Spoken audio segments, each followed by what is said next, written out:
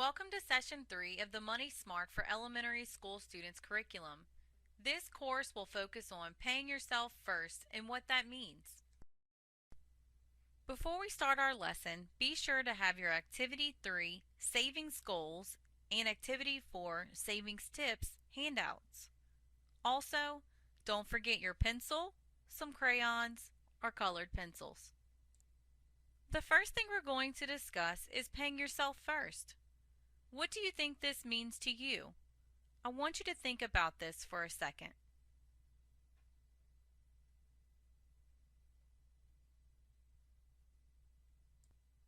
Paying yourself first simply means that you save your money.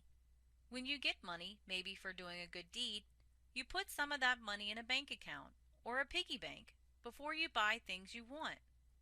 So why would we do this? Why would we want to save some of our money before buying things like candy, toys, or even new shoes? Before we answer this, let's discuss why it's important to pay ourselves first.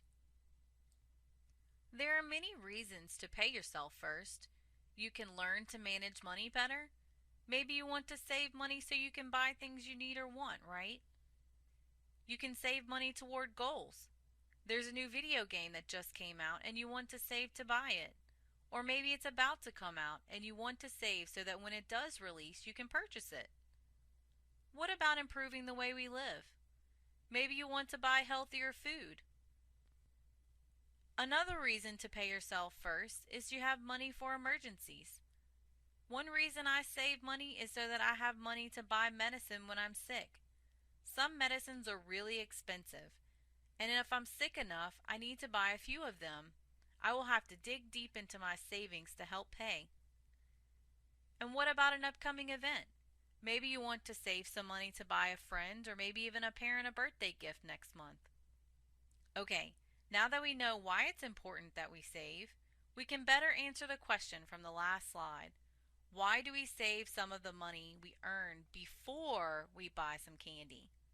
We have savings goals. Speaking of savings goals, let's work on our Activity 3 worksheet. The instructions list that we should pay ourselves first.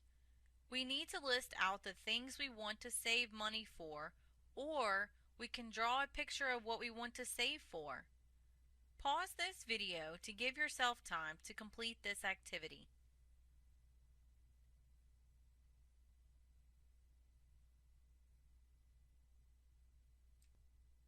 Okay, now that you've written down a few savings goals and drawn out some things you want to save for, I want to share my picture with you. I have a goal to save for a vacation I want to take later this year. I also want to save for new shirts and pants to wear during my vacation. My last savings goal is to save for a present for my daughter. Her birthday's later this year, and I want to give her a special gift that will make her smile. The pictures I drew represent my vacation. I want to take a trip to the mountains. Maybe we'll be able to go hiking or even see some snow. I also drew a gift box which represents the gift I want to give my daughter. I colored in my piggy bank, and if you haven't had a chance to do this yet, don't worry. You can do so after we end our session. Now that we have our savings goals we are working toward, let's go over a few tips to help our family save some money too. Flip to Activity 4 on page 5 for me. I'll give you a second or two to get your paper ready.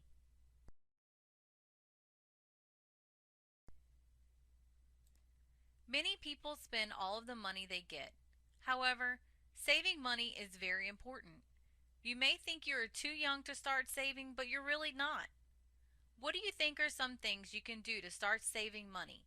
I bet you have a few ideas. How about when it comes to helping save your family money?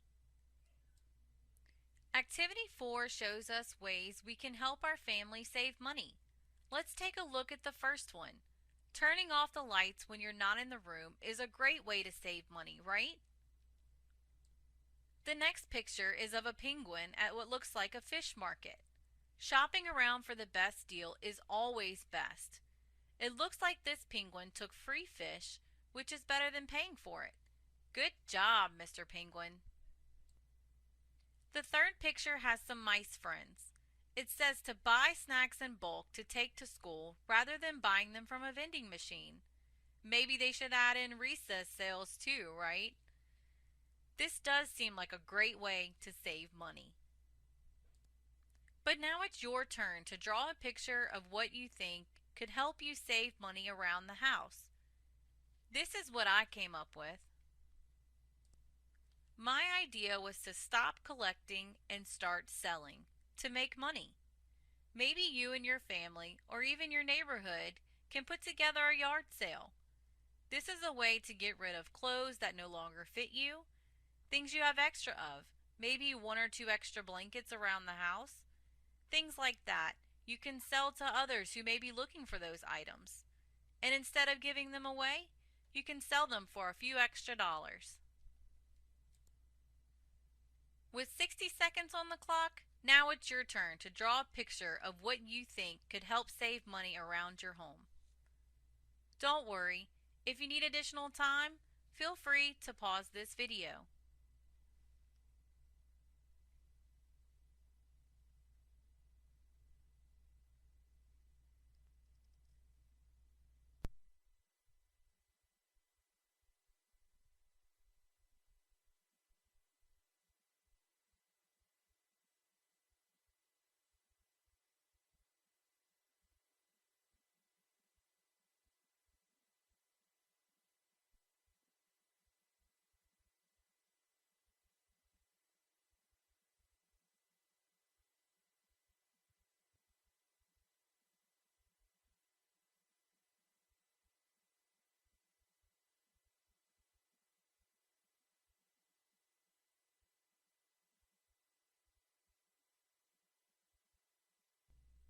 So let's recap what we've covered so far.